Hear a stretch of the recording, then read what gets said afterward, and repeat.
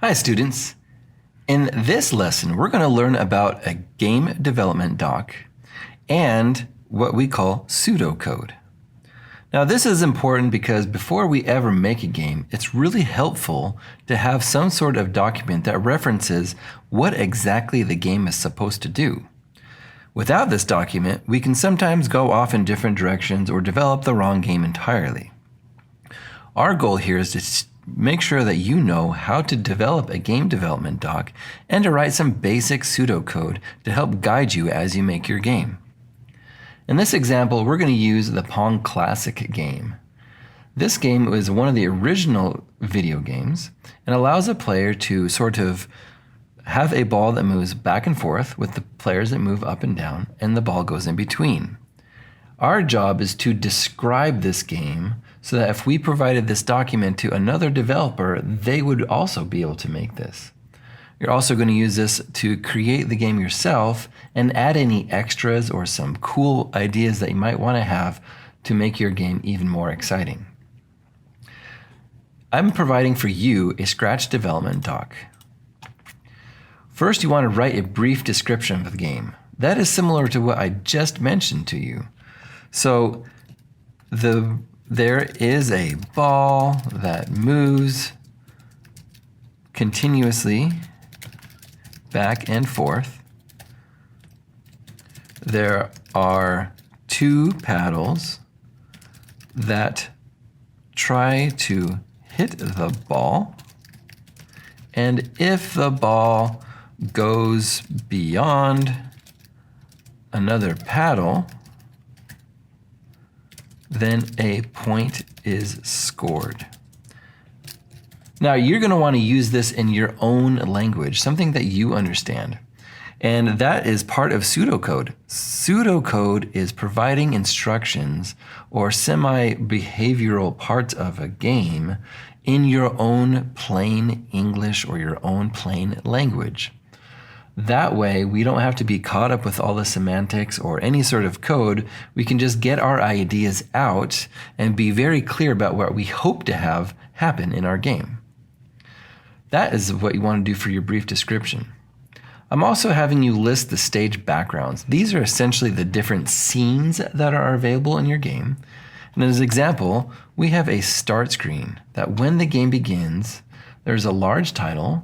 There's two options, a 1-player and a 2-player, and there's a dashed line in the center. That is what we see when we first load up this Pong Classic. A nice large title, a 1-player option, a 2-player option, and a dashed line in the middle. You might find some other things like this tap full screen up here or developed by Twisted Art. If we were to click on one of these, we would then go to the instructions scene, and that's what you'd put on our next one. Here's our instruction, 2-player instructions, 2-player instructions. What will you see? This is just, when will you see this? After we select the 2-player option. Describe what you see. This is visually what you see on the stage. We see there is a black background with text telling the user what their controls are. Again, keep it simple, but descriptive enough that someone would be able to come along and actually recreate this for us. I also notice there's a play button down here at the bottom. So I'm going to say there is also a play button. That probably is going to lead to our play screen, and we will use this once the play button is pressed. And then we would go on and we'd describe what we'd see when we get here. You can see there's two paddles, one is on the left side, one is on the right side, and there is a ball that kind of moves back and forth between the two. The two paddles can move up and down based on user input, and the ball bounces off the edges and off the paddles. If the ball makes it past a player, you can see that the 1 point is scored. That's what we're going to write into our game. The next thing is I also want you to list the sprites that are required. We have a one player button. When this is clicked, it goes to the instruction screen. We have a ball. When the game starts, the ball will move continuously. When the ball reaches the edge of the game, it will bounce. When the ball touches a paddle, it will bounce. If the ball gets past a player, a point is awarded to the other player. This is true pseudocode.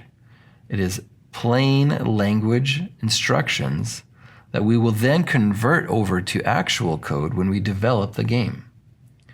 I also want to include what this sprite should look like. If you are going to use a round ball for here, that's great. You can choose something else if you would like. In my examples, I use different planets as the balls, but you can decide what you want for your own game. Last but not least, how do you win the game? Play this game and actually determine how someone wins. How does someone lose the game? That could be the opposite of how they win the game, but it could be something else for other games. Your goal is to have this done nice and neat and nice and clean, and then we'll utilize this while we develop our game. I will also check to see how closely your game resembles this development document to check to see for accuracy. That's it, guys. Good luck.